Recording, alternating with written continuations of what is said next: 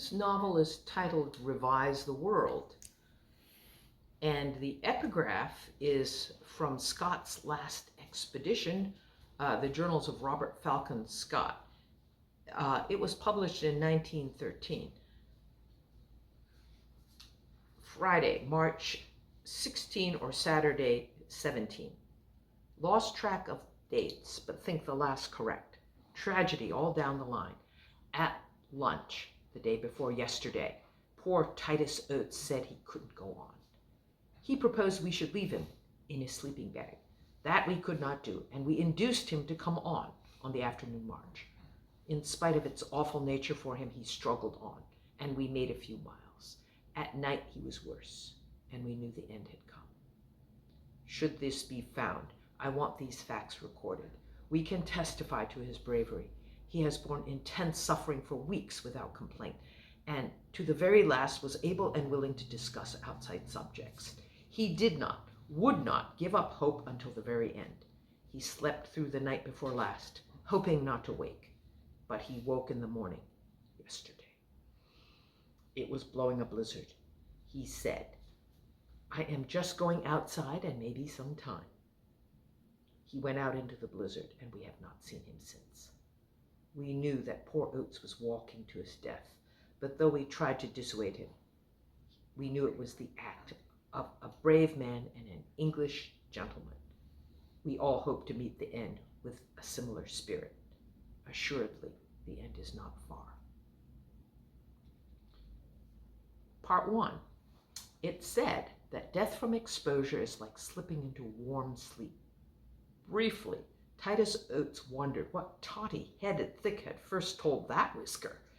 He no longer remembered what warmth was. He had endured so many futile hopes and broken dreams to look for an easy end now. Every step was like treading on razors, calling for a grim effort of will. Nevertheless, without hesitating, he hobbled on into the teeth of the Antarctic storm. He did not look back. He knew the polar expedition's tent was already invisible behind him. Finer than sand, the wind-driven snow scoured over his clenched eyelids, clogging nose and mouth. The cold drove ferocious spikes deep into his temples and gnawed at the raw frostbite wounds on brow and nose and lip. Surely it was folly to continue to huddle into his threadbare windproof. What if he flung all resistance aside and surrendered himself to the wailing blizzard? Suddenly he yearned to dance, free of the weighty mitts and clothing, to embrace death and waltz away. He had left his finnesko behind.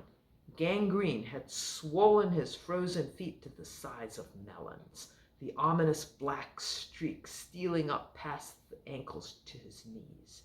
Yesterday it had taken hours to coax the fur boots on. Today he had not bothered. Now his woolen sock caught on something. Excruciating pain jolted his frozen foot, suppurating from the black, stinking wounds where the toes used to be. Too weak to help himself, he stumbled forward. His crippled hands, bundled in their dogskin mitts, groped to break his fall. They touched nothing. He seemed to fall and fall, a slow, endless drop into blank whiteness. And it was true. A delicious warmth lapped him around like a blanket. Tears of relief and joy crept down his starveling cheeks and burnt in the frost fissures. He was being carried, warm and safe. Rock of Ages, cleft for me. For a very long time, he lay, resting, not moving a muscle.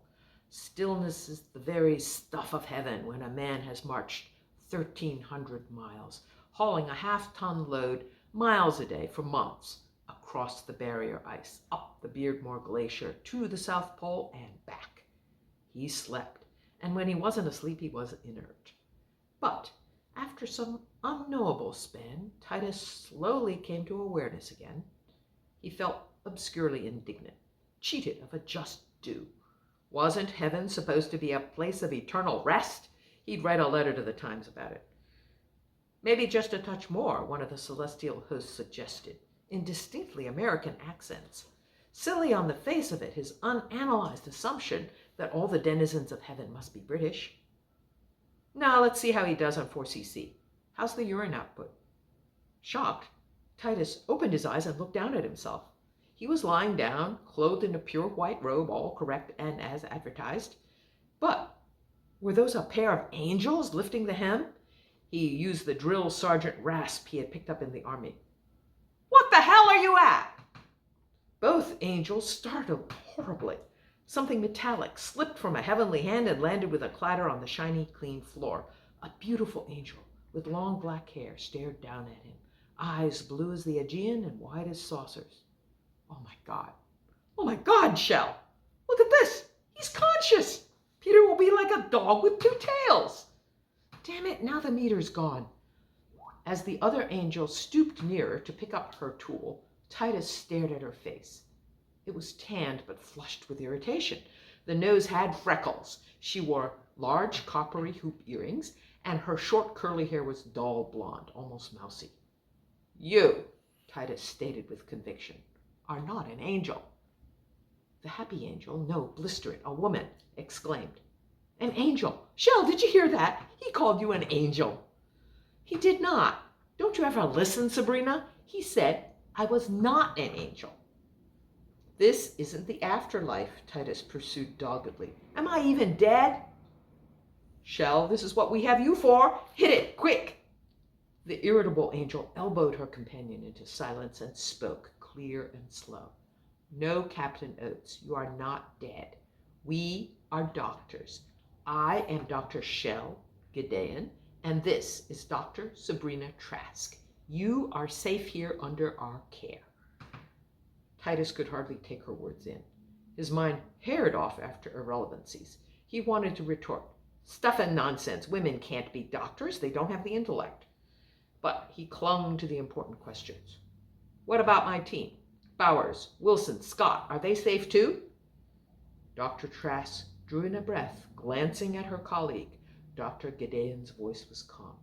"Let's stop the drip now, why don't we?" "Excellent idea, if you pass me that swab." "They are all right, aren't they?" Titus demanded. "You rescued me. You rescued them." The doctors didn't look around, fiddling with their mysterious instruments. "Aren't they?" He wanted to leap up and search for his friends, shake the truth out of these bogus ministering angels, these impossible doctors. But a wave of warm, melting sleep poured over him, soft as feathers, inexorable as winter, and he floated away on its downy tide.